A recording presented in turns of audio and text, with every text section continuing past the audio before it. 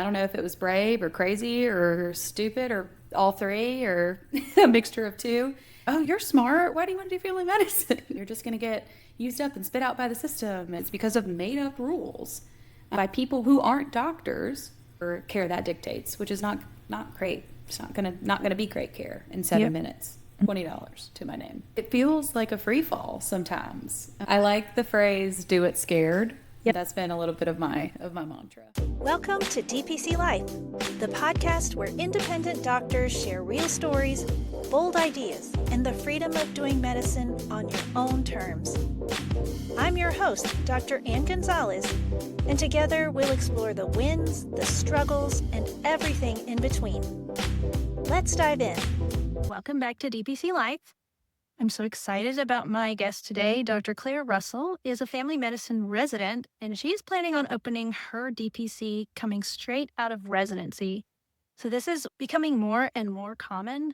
I'm hearing a lot more of residents are interested in DPC, and I think that the way forward for DPC is to talk to residents and med students, trying to get to them earlier, maybe even at the college level, talking to pre-med students. So let's dive in and hear more about opening your DPC straight from residency. Welcome back to the DPC Life podcast, where we talk about everything DPC and beyond. So my guest today is Dr. Claire Russell. She is a family medicine resident in Asheville, North Carolina, just up the road from me. And she's finishing in about a month, right? Yeah. Okay. Now, Yeah, Claire, about 4 weeks. I just had my last weekend call, so Uh-huh. every day is like last of something. one day closer. Yeah. Yeah, So it's she's great. about to graduate and then open a DPC in a completely different town where nobody knows Yeah. her. So starting out from residency, or I should say, very few know you, Yeah, correct? I mean, I have some great friends, but certainly have not been on the scene there in Uh-huh. years and years and years. My husband Yeah. and I, when we were boyfriend and girlfriend 7 years ago, lived down there. Okay. Yeah. And still have good friends. So not been there as a physician. No. Mm-hmm. Yeah, exactly. Okay. Well, I'm going to let you just kind of tell us, how did you find DPC? What made you decide to do this right out of residency? And we'll kind of go from there. Yeah, sure. Thanks for having me, Ann. Absolutely. Thank you.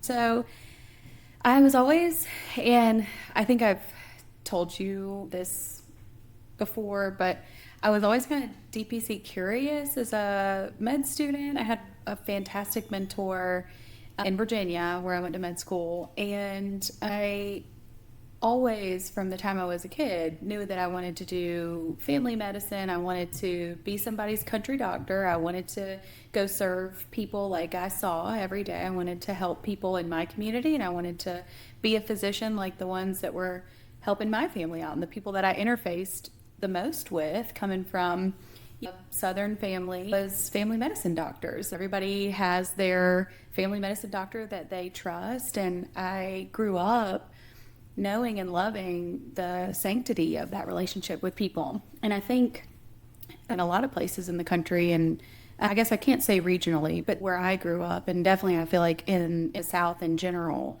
there still is some of that respect and sanctity for the relationship that people have with their family doctor. That's kind of a sacred thing, and I definitely believed it was. I always wanted to be a doctor, always wanted to be a family doctor, got to med school, and was the first in my family to go to med school, and started hearing all of these contradicting things like, oh, why do you want to do family medicine? Like, oh, it's going to be so hard. Oh, you're going to be so burnt out doing paperwork, and you're going to have 7 minutes to see patients, and you're never going to have time for anyone, and you're just going to get used up and spit out by the system. And my favorite one, oh, you're smart. Why do you want to do family medicine? It's like, because I love family medicine, and I love prevention, and I love that we have the ability to intercede for people before they need our services and my services in the ICU, like I spend so much of my time doing.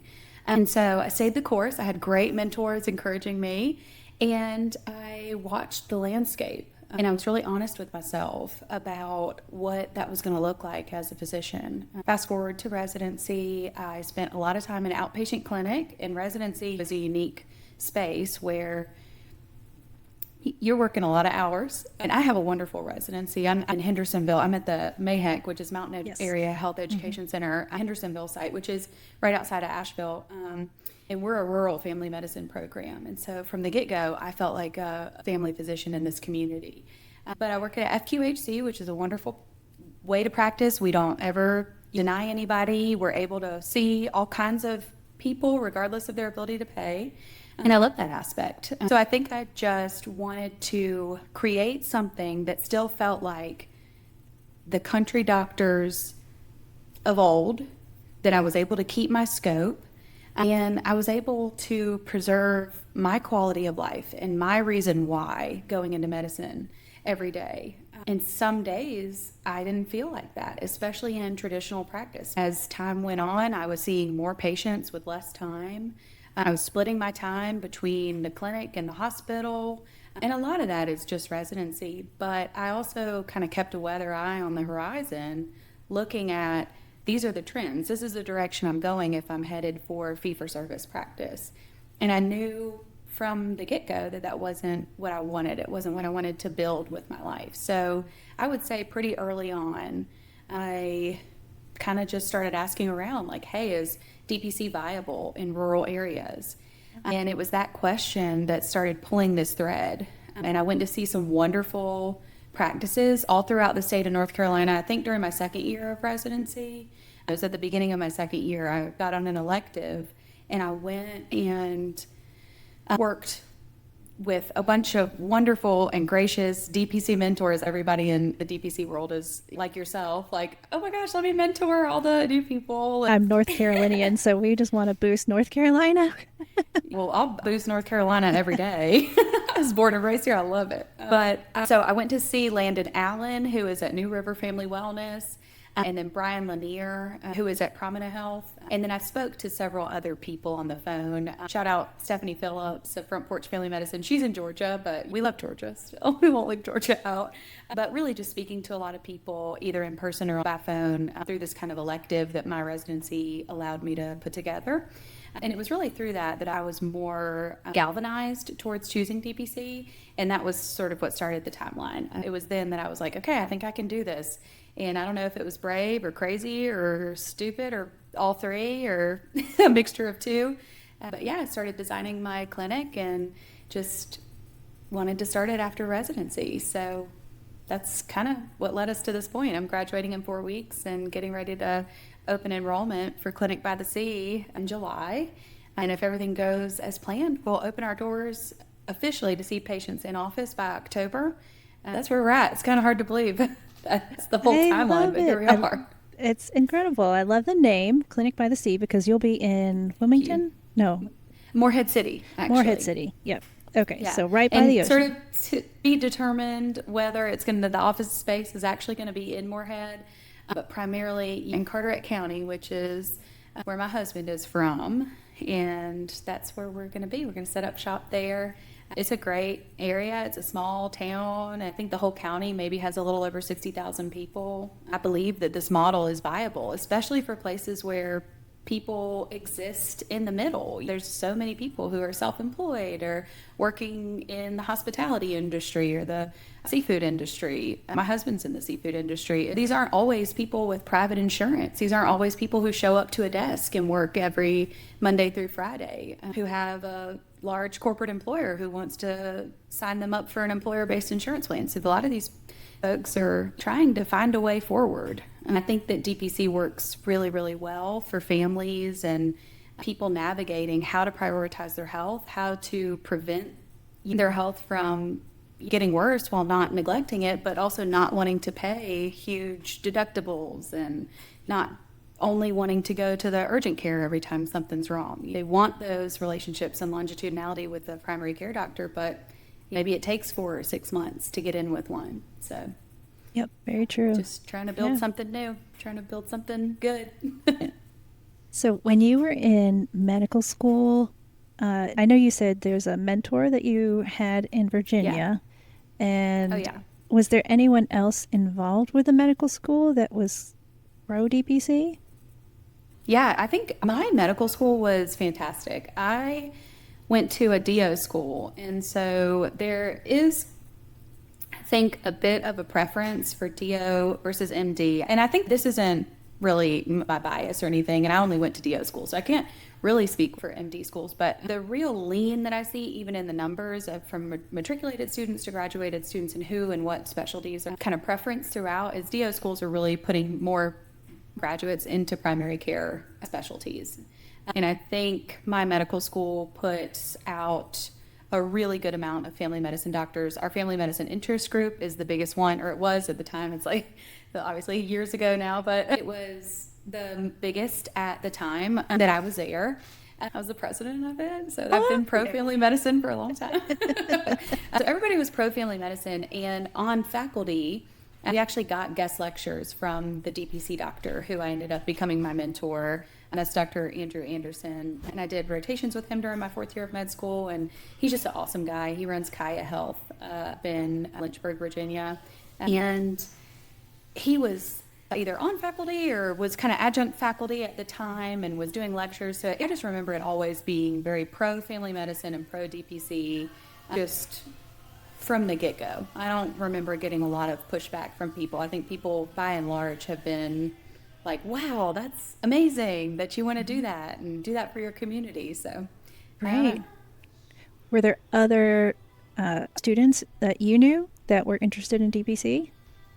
Absolutely, yeah. I think it's starting to become much more favored. So it probably wasn't as big as it is now. So I can remember probably a handful of other students who were like me, DPC curious and wanting to do stuff like that after residency. I will say in the last 3 to 4 years since I've graduated, I have had med students and residents, younger residents, mostly med students, come through the program and shadow me in clinic or in the hospital, people doing their audition rotations to try to come to residency with us. And by and large, when I talk to students now, they all know what DPC is, which I think is fantastic. A huge change. Yeah. And then I want to know more about it. When I mention during interview season that I am starting my own clinic, because that's what everybody asks. They all want to know, especially third years, where are you guys going next? What are you doing? And I think it speaks to the scope of the residency program usually. But I'll say, oh, I'm starting my own clinic. I'm starting a DPC clinic. That's when heads are kind of turning. They're like, wow, I want to talk more about that. And I can't tell you how many students are reaching out to me separately, like, hey, I want to start my own DPC office when I leave residency. So I would say definitely within family medicine, it is now beginning to be viewed as, hey, this might be a sustainable way for me to do what I believed in, the family medicine that I believed in to begin with, the family medicine that I dreamed of when I was a kid, what brought me to this specialty. Yeah. And I'd say that it is probably a big beacon of hope for a lot of folks who are leaving med school, coming to residency with that in mind. I was just at Family Medicine Day with the NCAFP in Raleigh representing my residency. And there were several questions about DPC to the panel, how we can support residents starting DPCs, how we can support students who are interested in DPC, how we can support payer models that are not traditional insurance, which is DPC. And so people are asking these questions in the right rooms and big rooms, and it's not even being pushed forward by a small sect of very pro DPC people. It's like very general, very broad. These are topics now that family medicine is addressing because there's a large cohort of people who think that this is a great way forward, and I'm certainly one of them. Yeah, definitely. I think that primary care numbers, students going into primary care and matching into primary care, I don't know if you saw the numbers, but every year it's fewer and fewer. And it makes me so sad that so many of these programs are going unfilled. And I think it's because people hear what you heard as a student, like, oh, you're going to have paperwork and you're going to be burned out and da-da-da-da. So yeah, I think a lot of the doctors who have been in direct primary care and are trying to get the word out to students, it's working. I think the DPC Alliance has been working on certain things like having groups go to the medical schools and having people, just getting people to volunteer and go out. So I think for DPC doctors that are already in practice, if they're near a medical school, a lot of them will offer rotations for students. And that's probably the best way to get the word out, letting them Absolutely. experience it. Yeah, and they see the difference for themselves. I did. I was always in rotations with traditional family medicine. And I'll be honest, I feel like there was, and there is for many people, they'll rotate for a core rotation, which for people, anyone listening to us right now who didn't go to medical school, there are about 9 core rotations that all med students throughout the country have to complete during their 3rd into 4th year. And it's to expose them to all specialty, the primary specialties, right? So if you have specific interests, like if you want to be a pediatric neurosurgeon or something like that, that's probably going to be a rotation you have to sign up for on your own to get some interest there or some shadowing time. But we all complete internal medicine, family medicine, OBGYN, general surgery. Yeah. And I know I'm forgetting one. I think psych was one of ours. Psych, yes. That's probably why. So I forget, and I think we do multiples. So we'll do like 2 family medicine and 2 internal medicine. And it's meant to give you a general gist of here's the broad kind of buckets that you can be in as a physician. And I remember going to clinics in family medicine and outpatient family medicine, which is what I wanted to do, is what I wanted to be. And I remember it not looking like what I wanted to be. I remember there being kind of this schism of, I loved the doctors I was working for, but they were there at 7:30 in the morning, and they were there after I left. They would let me leave at 5:30, and we had worked all day. Like, nobody sat down. We had 15 minutes for lunch. I worked through lunch a lot of times, seeing patients. And then I would leave, and then the doctor was still sitting at their desk. And I'd be like, great, okay, see you tomorrow. And they'd sit there and they'd chart for God knows Who how knows? long. And now I know, because I have worked in a clinic that is more of a traditional model these last 3 years in residency, and it's burdensome. The administrative burden is ridiculous. And not to mention, you just feel like there are so many things that are out of your control. So you do these things and the administrative tasks multiply because of the nonsense rules. And oh, here's a prior authorization for a medicine that your patient needs, but the insurance company has said that they randomly need to try something else and fail it before they're going to give you the one that works, right? So I fill out the prior auth, which adds another hour to my time, and then they want a peer-to-peer. And so I call somebody in an insurance company who is questioning all of the things that I've already been through with this patient. Like, some of this is necessary and some of it is not. And I would say 99% of it is not, when it comes to boundaries that insurance companies have put between a doctor being able to practice medicine and a patient being able to receive care. And all of those boundaries have amounted to less time with the actual patient and more time of patients in the waiting room, patients waiting for visits, and more time doctors doing work on a computer screen, not in front of patients, not patient facing. And so in both arenas, we have people not participating in the most therapeutic alignment and alliance that exists, right? So we've taken that away, and it's because of the insurance companies. It's because of made up rules by people who aren't doctors for reasons that I don't know, money probably, but yeah. That's why. But it is, and I just knew that that wasn't what I wanted to do. It wasn't the way I wanted to practice, even family medicine.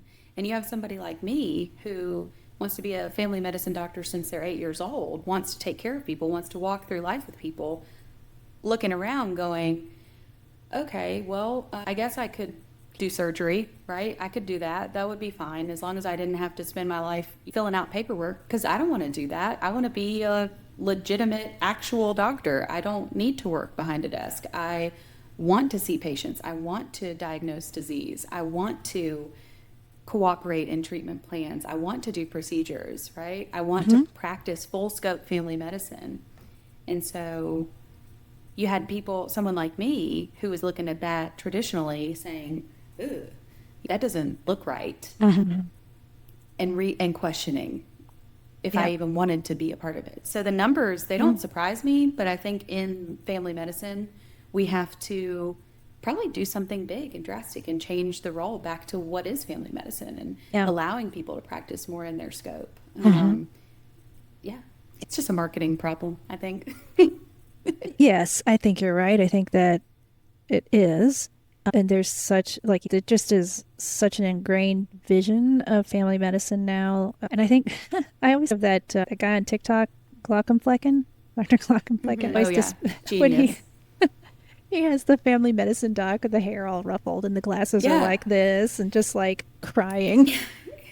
He said, he was like, what's one of them where he's like, oh, sorry, I didn't return your phone call. I was too busy being the backbone of the medical system. Yes. And I really like the rural primary care doctor that he has out there where they've got somebody in the back, like mixing their own gadolinium for contrast or like Texaco Mike. take a CT scan for Texaco Mike.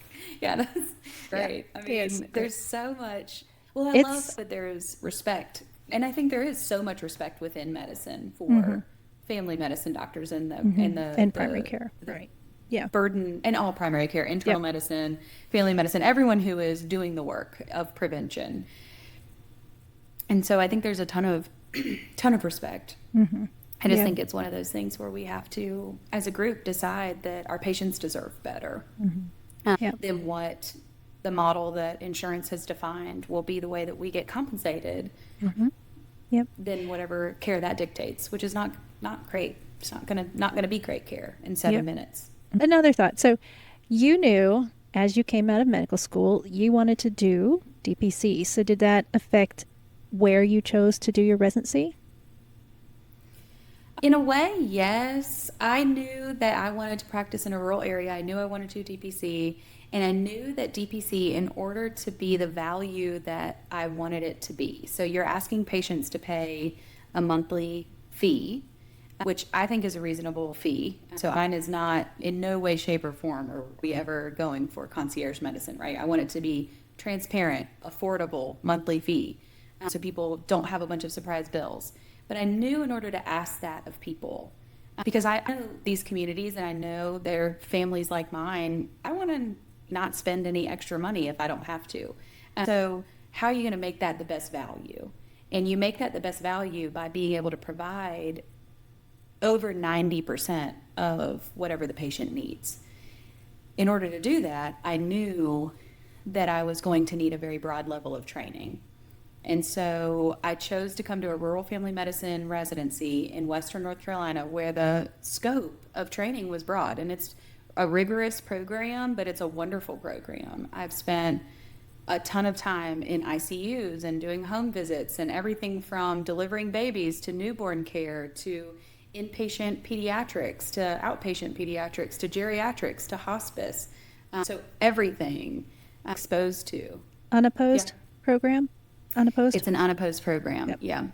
Which means no other residencies in that Yeah. space. So, yep. Yeah, exactly.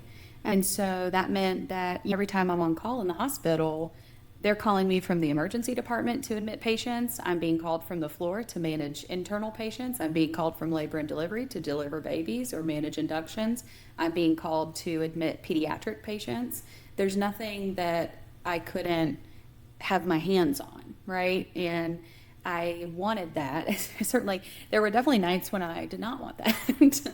But so many more days than not was I so grateful for that. I just have countless experiences now where I am the one in the room with the tools to do something about it for everyone in the room. And that is family medicine in a nutshell to me. There is nothing where somebody asks me and I say, oh, sorry, I don't do that. I say, I don't know everything, but I can figure it out. And I'll walk with you while we do figure it out. And I think that that's family medicine as a specialty. And I think that's what makes it so incredible. But in order to be able to do that, the scope of your training matters. Yeah. For sure. And I've loved it. I would say, I always joke, like on my Instagram too, for Clinic by the Sea, I'm like, I'm in Appalachia just preparing for moving to the beach. But they're kind of like superimposed figures. It's rural North Carolina. And no matter what way you slice that, and no matter what locale you put that in, similar needs when you think of it from a medical perspective. Yes. Yeah, definitely. So I'm going to pivot a little bit. You've been so busy in your residency, obviously, and you are a mom. Your son is how old?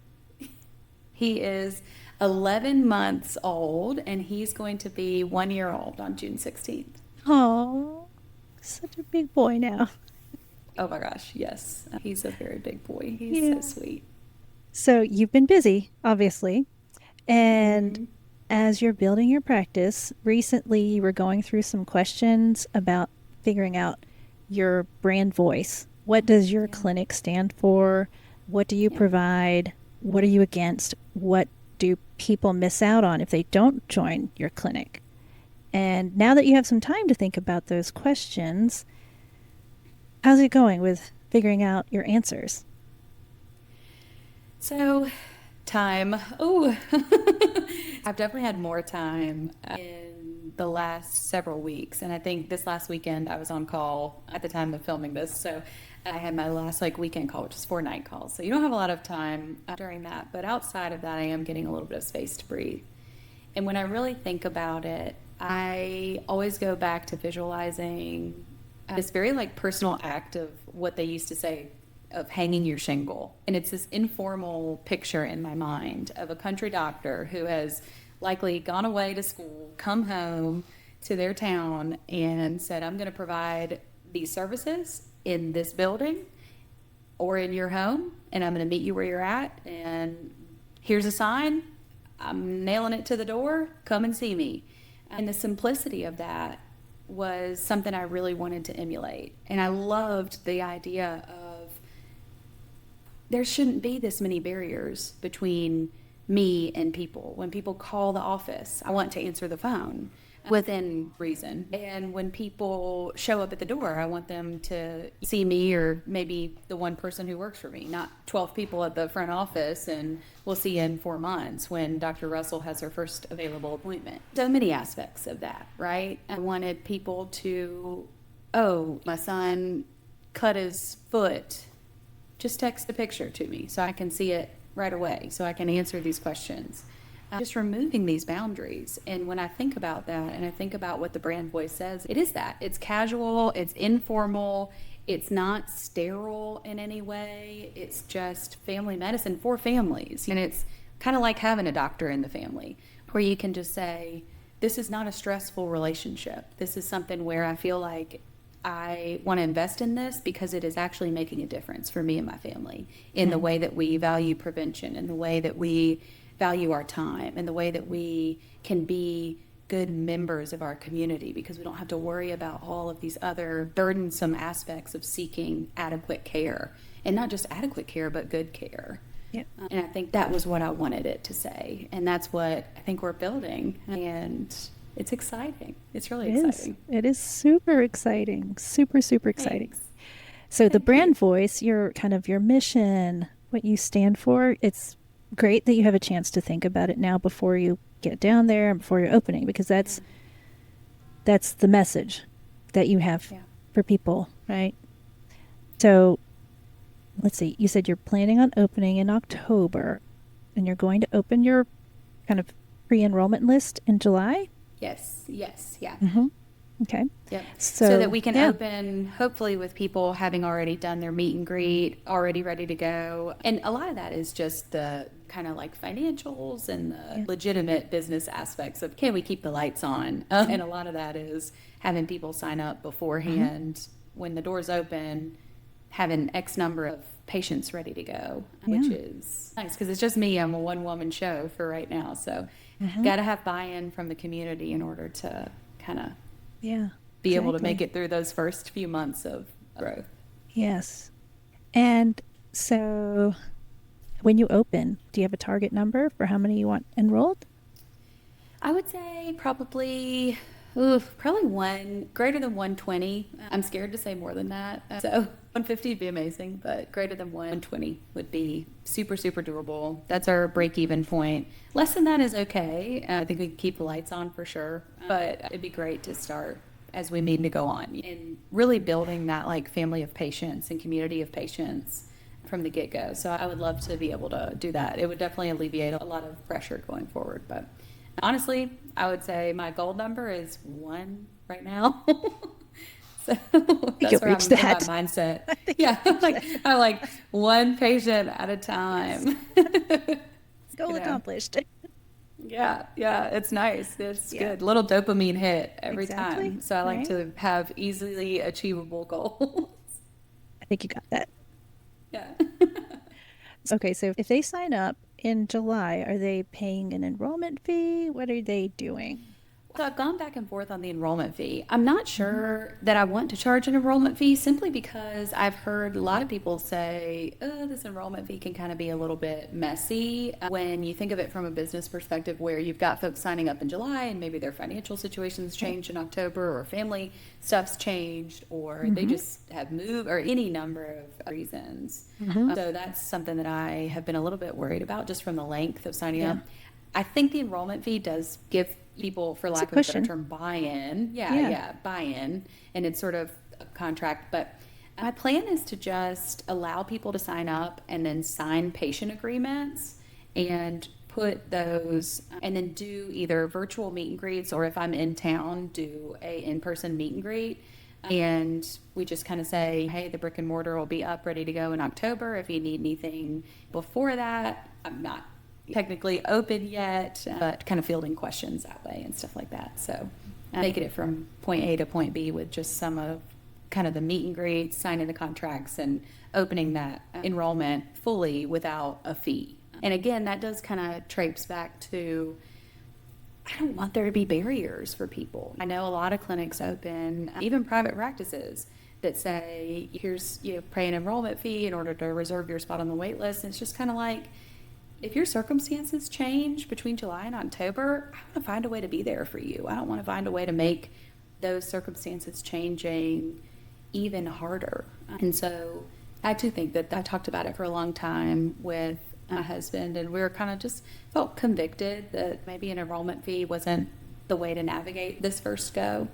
I don't know. I could be kicking myself a few years down the road, but so far it just feels like you can always change your mind if you need to. Yeah. Yeah. So maybe we'll have another Clinic by the Sea clinic that opens in years from now, and we'll charge an enrollment fee. But probably be a very different person. So then, when you open your doors in October, that's when you're first onboarding patients. So October isn't when we're onboarding. I think you'll have a chart and things like that. Once you sign your enrollment paperwork and your patient agreements, you'll have a chart. But I'm going back and forth between being like offering, well, I don't think I'll be able to offer home visits before then in any sort of formal way. I'll have to be able to just do it when they open in October. I don't know. I've thought about it. Why not? No.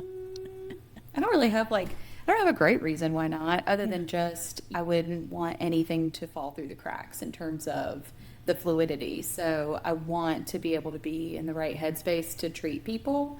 I don't think anything would fall through the cracks, honestly. I think if I was seeing patients in it's better on a home visit basis. Yeah, anything's better just getting in with a doctor.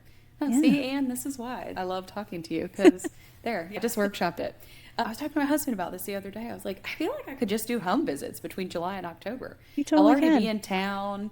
I'll have patients signing up. People already do this. They already text me and call me like, hey, my kid has this rash. What is it? I'm already doing that. I might as well just put it in the chart. A malpractice. That's the only thing I would say you need to get in line before you do your home visits. And then don't do anything that is malpractice. Yeah, well, that too. Yeah. That too. But get your malpractice in line. Who do you use for malpractice insurance? Mag Mutual. Mag Mutual. MAG? Mm-hmm. And that's really because that's who we had at our previous practice, and the tail coverage was kind of worked into it, so we just stuck with it. Yeah. I mean, I don't think there really is a reason that you can't do home visits. I mean, a lot of people start out like that. They start out home visit. Yeah, it's super economical. When you think about the volume you'd be seeing, it's not like it's going to be 10 hours of windshield time a day. It's probably going to be a few visits here and there. So, I think I probably will do that. So I there think you that go. if you do, because if you're going to have a brick and mortar in October, if you start seeing patients in August, say, that Yeah. they're settle in for a month or so, start onboarding and enrolling patients in August, that does give you a little financial cushion if you decide you want to buy or if you have to put deposit for rent or something, then you have Yeah. it. I think that that is what we'll do. That's a great idea. The other big question that I always ask all DPC doctors, the Medicare, the big thing that people ask me about is the Medicare opt-out. As a new doctor starting a practice from scratch, leaving residency with, I don't know how much money I have, $20 to my name, potentially, when you factor in everything. Yeah, it feels like a free fall sometimes. So if I can pose a question to you Mhm. in your wealth of experience and knowledge, how do you feel like we get through that as DPC physicians to be able to attract more people who maybe are a little more risk averse than I am to starting clinics out of residency and things like that? Whereas opting out of Medicare, like As that's a far as reason opting not out of to do Medicare, a I reason think it not to is. do I think it's, DPC. and they could stay opted in and Can. they just don't see patients over 65, Mhm. which the community that I'm moving to has a very large retired population. So that's just not an option to not see patients that are over 65 Yeah. or Medicare recipients. But I think in general, I'd love to see a direction that DPC takes. And I don't know if this is like a legal direction, if we need to speak to the DPC coalition about it, but changing some of the verbiage around the DPC fee structure and people who are receiving Medicare. So I don't know. Yeah. Yeah. I think that there's people who've been lobbying for change, but it's hard to make things change like that. Yes. But yeah, I mean, I think if someone wants to do DPC and they're afraid to opt out of Medicare, I mean, yes, you can always say, hey, if there are Medicare patients that are interested in joining, you can sign up and I'll let you know when I am able to take care of you. It might be 3 or 6 months or whatever. But Yeah. if they decide they want to start out so that they could moonlight or work in the hospital, do a couple shifts of ER or hospitalist, whatever, Yeah. that's always possible. Yeah. Yeah. It's reasonable. It's Mm. so reasonable. For me, I just sort of wanted to like continue as I meant to go on. Kind of ties back to the barriers and boundaries. I didn't want people to walk through the door and say, "Hey, can you be my doctor?" And I could be like, "Yes, but," or "Yes, in 6 Right. months." So it was like the whole Mhm. point of DPC was that people wouldn't have to wait 5 to Mhm. 6 months to see me. Yeah. Excuse me. Yeah. If you do decide Um, you want to take people in August that have Medicare, you would have to opt out sooner. mhm. And I hear variable things now as far as the opting out. Like it used to be like January, I want to say April, June, October. It kind of like taxes. And you couldn't do it until those times and you had to turn in your paper like a month before the deadline. But now I've heard of people who do it and then immediately their forms are getting turned in and they're like being opted out immediately. Oh, And they were expecting yeah. to be opted out, say October 1st, for example. Right. So I'm not sure where that stands now because we had to wait because we opened in September and couldn't opt out until October, or at least you had to wait till then for the paper to take effect. Yeah. So I think we just, if we had Medicare patients that were signed on, we just didn't charge them for that month and then Yeah. charged after that. Yeah. That's a good idea too. I'll have to navigate all these things. I feel like I'm very busy, but like all entrepreneurs, I think it's like the busyness, but not moving forward feeling. Like I'm moving this way and not this way. Yep. Yep. Yeah, You're like just, what did I do spreading all yourself day? thin. Yeah, Kinda- every day is like that, Anne. I just am like, what did I do? Was that? I lay in bed at night and I'm like, what was that? What than was today. that? Yeah. Yeah. It'll all be a blur, I'm sure, as you start moving and opening up. One thing that I did that I thought was really good, and Doug Borrego has a DPC journal that like it has prompts in it and like reflection prompts and things for DPC doctors. And I did have one and kind of started and fell off because that just happens. But what I did is you've ever heard this like I don't think I've sentence ever a day? journaled more than 1.5. I tell all my patients to journal because I think it's really valuable, but I don't think Yeah. I've maybe journaled max a 3-day streak ever consecutively in my life. Yeah. So there's that like one sentence a day journals where you just like write one sentence. Yeah. And so I did that for a while. And it's kind of neat to go back because it's like 5 years worth because it's one page, like 26, 27, 28, the years and like today, whatever this day is. And so you can look back at the year before. And I thought, oh, that was really kind of neat because I looked back and I was like, oh, we were talking about doing this and we've done it. Yay us. In a year from now to look back and be like, Yeah. assuming things go well, I think that Oh, could they will. potentially be really sad if things don't go well, but if they go Yeah, they really will. well, I'll be like, wow, oh my gosh, I was so stressed and now I'm Yeah. still probably a little stressed, It never goes away. accomplished. Yeah, definitely. Well, this has been great. I think I'm looking forward because I still have some questions about kind of the med school and residency because I think a lot of people are going to listen to try and figure out how did you do it because they're also interested in going into DPC out of residency. You're unique, one of a growing number of people coming out of residency and Definitely. opening their DPCs. So thank you for sharing. And so we're going to do this again. Hopefully the episode will come out in about 6 weeks and we'll just continue to document your journey. By then you'll probably maybe have moved or about to move, Yeah. something like that. Yeah, That be right range. in that time frame. Mhm. Yeah. So before then, by the time we talk again, are there any things in particular, like certain goals that you want to have accomplished before then? So it's about 6 weeks. Ooh, big thing would be definitely publishing my website. I've been holding off on things because I don't have a brick and mortar location, and so finding creative ways to publish website and contact information for people without an actual physical location. And so I'm looking at like telephone numbers and things like that so that patients have contact to me. Atlas, the guys at Atlas have been helpful with trying to Yeah. like help certain things. I want to get Yes. my patient enrollment stuff because I just want the website to me is this place where people can go and click and become patients. And so I have to Yeah. like be ready for that enrollment. Because I want to manifest that well. Yeah.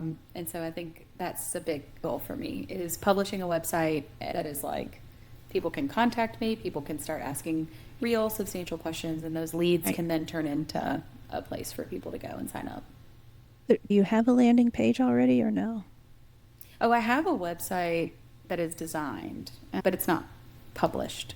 So yeah, Why not? it's just because there's no phone number and there's no It doesn't matter. address. And It that doesn't kind of matter. stuff. It doesn't matter. And there's nowhere for people to like sign up to become a patient. Like the wait list isn't opened yet. You can do a simple landing page and a Google form for now.